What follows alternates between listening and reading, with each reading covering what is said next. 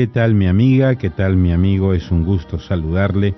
Hoy es una jornada especial porque, como dice una antigua canción cristiana, esta noche es Nochebuena y mañana es Navidad. ¿Qué le parece? Ya estamos en esa fecha tan especial para la cristiandad, cuando recordamos que Jesucristo nació de la Virgen María y vino a estar entre nosotros para salvarnos y librarnos de nuestros pecados. Como dice en Juan 3:16, para que todo aquel que en él cree no se pierda, mas tenga vida eterna. Hoy rebosamos de alegría y deseamos a toda nuestra audiencia de A Través de la Biblia que tengan una feliz Nochebuena y un grato tiempo de Navidad donde se encuentren, recordando especialmente que Jesucristo les ama y que Él vino para salvarles y darles vida nueva a todos aquellos que le buscan de corazón. Que Dios le bendiga, que tenga una muy, pero muy feliz Navidad, donde sea que se encuentre, con otras personas o solo o sola. Que Dios le bendiga y llene su vida de bendición y de la alegría de esta celebración cristiana.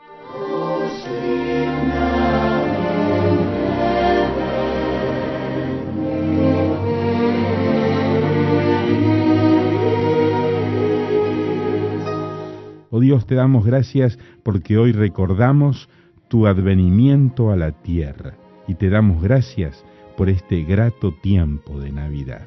Pedimos tu bendición para nuestro estudio bíblico de hoy y tu bendición para toda nuestra amable audiencia. En el nombre de Jesús. Amén.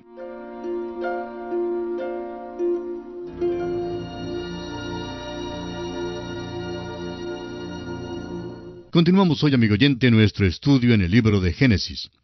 Estamos aún considerando el 4º capítulo de este primer libro del Antiguo Testamento, y al concluir nuestro programa anterior mencionábamos el hecho de que Juan escribió en su epístola que las obras de Caín eran malas. Ahora, ¿en qué forma fueron malas? Bueno, trajo una ofrenda a Dios que fue una manifestación de su naturaleza perversa.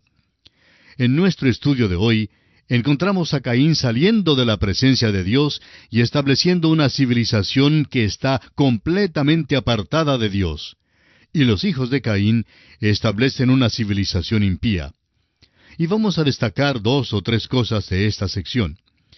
Leemos en Génesis capítulo 4, versículos 16 y 17 lo siguiente. Salió pues Caín de delante de Jehová y habitó en tierra de Nod, al oriente de Edén. Y conoció Caín a su mujer, la cual concibió y dio a luz a Enoc. Y edificó una ciudad, y llamó el nombre de la ciudad del nombre de su hijo, Enoc. Esto es lo que los hombres han estado haciendo desde los días de Caín.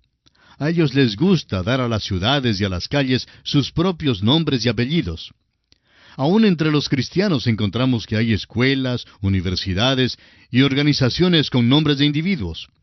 A los hombres les gusta hacer esto, ya sean cristianos o como Caín. Pero aquí es donde todo comenzó. Y es aquí donde comenzó la vida urbana. Las ciudades han llegado a ser uno de los problemas más grandes que tenemos en nuestros días. Dicen que las ciudades están desapareciendo gradualmente, pero aún así, la gente está inundando las ciudades procedente de todas partes. Ahora, el versículo 19 de este capítulo 4 de Génesis nos dice: Y Lamec tomó para sí 2 mujeres. El nombre de la una fue Ada, y el nombre de la otra Sila. Tenemos aquí el principio de la poligamia. Este hombre hace ahora lo que es contrario al plan de Dios. Nunca en las Escrituras encontramos que Dios apruebe la poligamia. Si usted lee los relatos con cuidado, se dará cuenta que Dios condena la poligamia. La razón por la cual la hallamos en la Biblia es porque Dios da el relato de ella como un relato histórico. Por eso se relata aquí. Ahora, Ada significa placer o adorno, y suponemos que ella fue la primera mujer que entró en un salón de belleza. El nombre de Sila, de la otra mujer, significa esconder. Debió, pues, haber sido una coqueta. ¿Qué mujeres tenía Lamec como esposas? No es de sorprenderse entonces que tuviera problemas. Veremos más adelante lo que sucedió. Ahora encontramos aquí el principio de la civilización de Caín. Dice el versículo 20 de este capítulo 4, y Ada dio a luz a Jabal, el cual fue padre de los que habitan en tiendas y crían ganados. Tenemos aquí al primer ganadero. También era tendero, y sin duda era también el primer contratista. Luego el versículo 21 nos dice, y el nombre de su hermano fue Jubal, el cual fue padre de todos los que tocan arpa y flauta. Notamos entonces aquí el principio de los músicos. Al escuchar algo de la música moderna de hoy, no dudamos que empezara con la civilización de Caín. El versículo 22 dice, y Sila también dio a luz a Tubal Caín, artífice de toda obra de bronce y de hierro, y la hermana de Tubal Caín fue Naama. Vemos aquí el artífice, y seguimos leyendo el versículo 23 y el versículo 24 de Génesis, capítulo 4. Y dijo Lamec a sus mujeres, Ada y Sila, oíd mi voz. Mujeres de Lamec, escuchad mi dicho, que un varón mataré por mi herida, y un joven por mi golpe. Si 7 veces será vengado Caín, Lamec en verdad 70 veces 7 lo será. Lamec está diciendo aquí que si Caín pudiera quedar absuelto, luego él también podría quedar absuelto. Caín no mató en defensa personal. Sin embargo, Lamec dice que lo hizo en defensa propia. No sabemos si lo hizo así o no. Él dijo que sucedió así.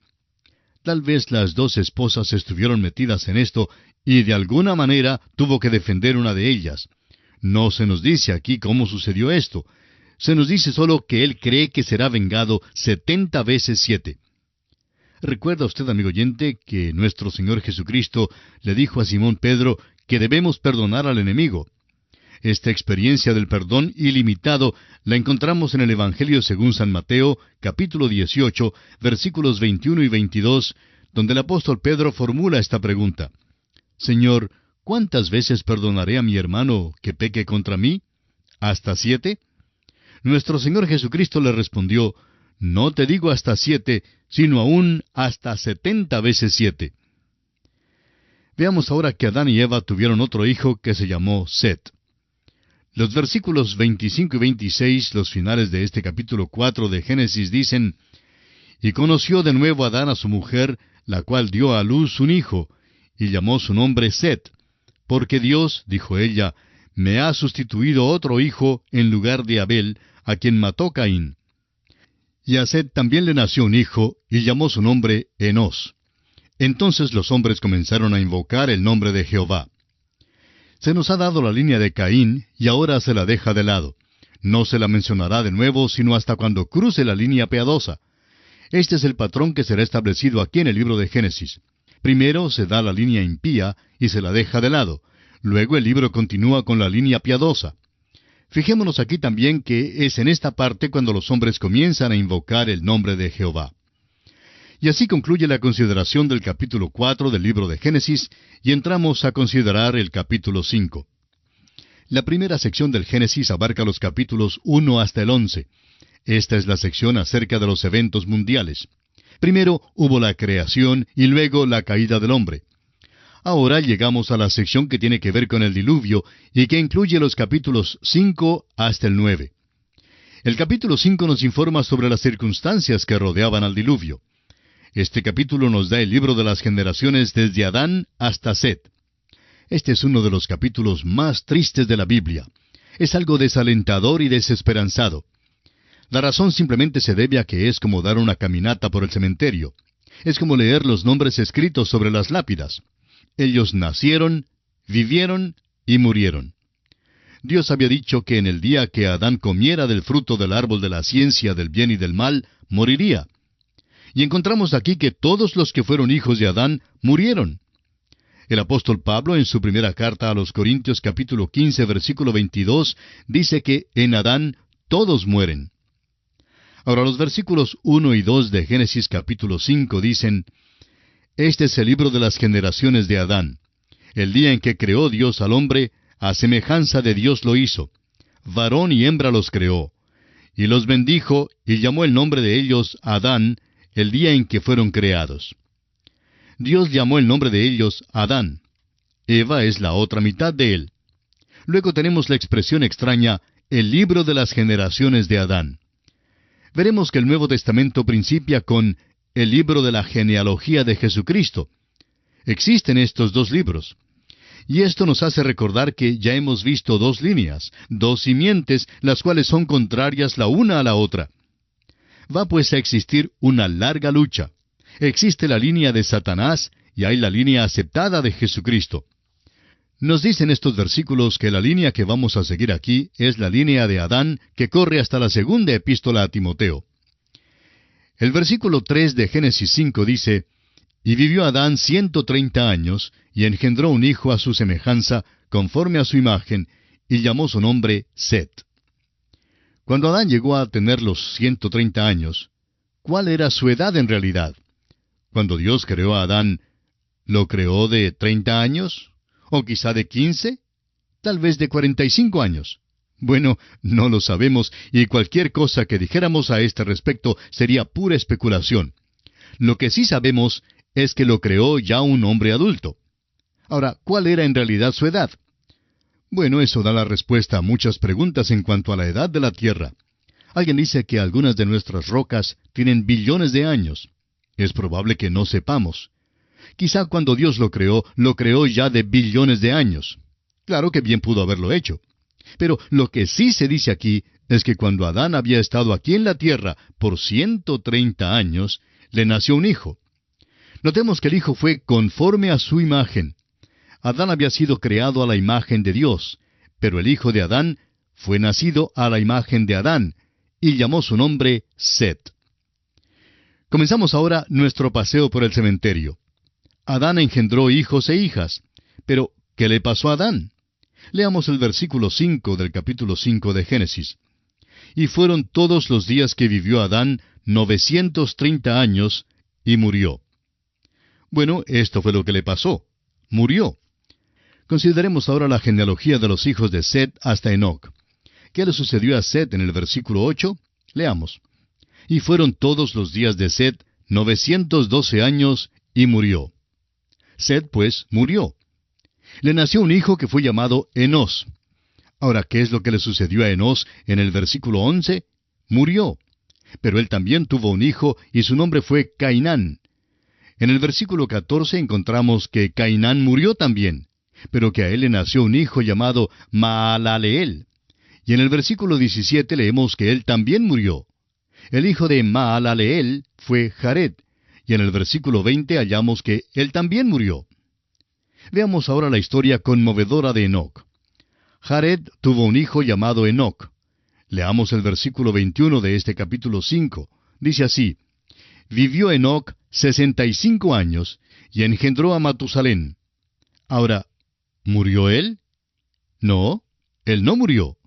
Aquí encontramos algo muy consolador en este capítulo tan desesperanzado.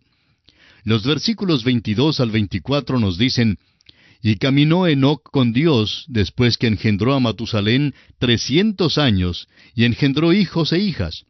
Y fueron todos los días de Enoc 365 años. Caminó pues Enoc con Dios, y desapareció porque le llevó Dios». Amigo oyente, esta es una cosa muy notable, que en medio de tanta mortandad, de tanta muerte, Dios se lleva a un solo hombre de esta tierra. Dice allí, caminó con Dios. Eso es muy admirable. Veremos en el próximo capítulo que la Escritura dice lo mismo en cuanto a Noé. Aquí están estos dos hombres que caminaban con Dios, Enoc y Noé. Estos fueron hombres que vivieron antes del diluvio, los que llamamos antidiluvianos. Es interesante que en el Antiguo Testamento hay solo dos hombres que no murieron. Enoc es uno y Elías es el otro. Enoc se singulariza como uno de los pocos hombres antes del diluvio de los cuales sabemos algo. No tenemos ningún dato de la mayor parte de aquellos hombres, pero se nos dice que Enoc no murió, sino que Dios lo llevó, es decir, fue traspuesto. Ahora, ¿qué quiere decir eso? En el trabajo de traducción o traslación, como también lo registra el diccionario, una palabra se lleva de un idioma y se introduce en otro idioma con el sentido igual. Del mismo modo, Enoc fue llevado de esta tierra, fue trasladado, tuvo que deshacerse de su cuerpo. Permaneció el mismo individuo exactamente como en el caso de la palabra. Debe quedar con el mismo sentido. Pero llegó a ser un individuo diferente porque fue llevado a los cielos. Enoc fue trasladado. Este hombre Enoc vivió por 65 años antes de que naciera Matusalén. No nos informa este pasaje cómo vivió durante aquellos años, pero sabemos que después del nacimiento de su hijo Matusalén, caminó con Dios. No sabemos lo que Enoc hacía durante aquellos años y es posible que ni él lo supiera. Pero sí sabemos que si un niño pequeño no nos lleva más cerca de Dios, entonces seremos insensibles a una manera mayor en que Dios pueda llamarnos. Después de eso, por 300 años, Enoc caminó con Dios y engendró tanto hijos como hijas. Después de que Enoc tuvo 365 años, entonces Dios se lo llevó. La única forma en que podemos describirle esto es en la manera en que lo describió una niñita al llegar al hogar después de asistir a una clase de escuela dominical. Cuando llegó a su casa, la mamá le preguntó, ¿de qué hablaron hoy? ¿Qué es lo que te dijo tu maestra? La niñita le respondió que habían escuchado la historia de Enoc y cómo él caminó con Dios. Ella continuó, parece que todos los días Dios iba a buscar a Enoc y le decía, Enoc, ¿te gustaría caminar conmigo hoy? Y Enoc salía de su casa y paseaba con Dios. Pues sucedió que se gozó tanto en caminar con Dios, que esperaba a Dios en la puerta todos los días. Y cada día Dios llegaba para decirle, Enoc, vamos a pasear un rato largo. Tengo mucho que decirte. Por tanto, caminaban, y por fin Enoc dijo, pues se está haciendo tarde, tengo que regresar a mi casa. Luego Dios le dijo, Enoc, estás más cerca de la casa mía que de la tuya. Pues ven conmigo a mi casa. De modo que Enoc le acompañó a Dios a su casa. Así lo explicó esta niñita. Y no creemos que podamos explicarlo mejor que eso, amigo oyente. Esa es exactamente la historia que tenemos aquí. A nuestro parecer, esta es una ilustración de lo que ha de venir. Hay muchas grandes verdades en Génesis que son semillas de grandes verdades que todavía deben ser desarrolladas. Creemos que esto representa el rapto de la iglesia. Aquí, pues, antes de que llegue el juicio del diluvio, Dios se lleva a Enoc del mundo. Veamos ahora la genealogía de Enoc hasta Noé. Continuamos ahora con el versículo 27, y vemos que Matusalén vivió 969 años. Vivió más tiempo que Adán. Francamente, estos dos hombres, Adán y Enoc, llenaron el vacío entre la creación y el diluvio. El hecho es que este hombre Matusalén pudo haberle contado a Noé toda la historia desde la creación del mundo, según esta genealogía. Opinamos que hay un vacío en la genealogía que se da aquí. Sabemos que en la primera parte del Nuevo Testamento se encuentra la genealogía del Señor Jesús, y que hay vacíos en esa genealogía también. Omite unos pocos nombres expresamente porque hay la intención de presentarlos en 3 secciones iguales. Omite unos, pero sigue con una exactitud completa. Por tanto, estamos seguros que esta genealogía aquí es exacta, pero que puede haber nombres que han sido omitidos. Si es así, eso explica por qué el hombre está en esta tierra por un tiempo mucho más largo del que podemos calcular sobre la base de las genealogías. Debemos incluir aquí algo de interés. Hay ocasiones cuando se llega a disputas como esta y no se encuentra la respuesta absoluta que se busca en las Escrituras. Un profesor en Biblia que enseñaba el libro de Apocalipsis en su programa radial dijo que no sabía quiénes eran los 2 testigos. Se quedó maravillado cuando recibió un gran número de cartas de muchas personas que le escribieron informándole quiénes eran los 2 testigos que se mencionan en el Apocalipsis. Pero dice él que después de leer esas cartas, todavía se quedó convencido de que no sabía quiénes eran esos testigos. Claro que él había estudiado muchas teorías en cuanto a esto antes, pero la verdad es que es hasta perturbador el hecho de que algunas personas piensan estar tan seguras que saben algo, cuando en realidad no lo saben. La Escritura, amigo oyente, no es siempre explícita o clara en todos los puntos. Ahora, ¿por qué no lo es? Porque Dios no trata de aclararnos todos los puntos.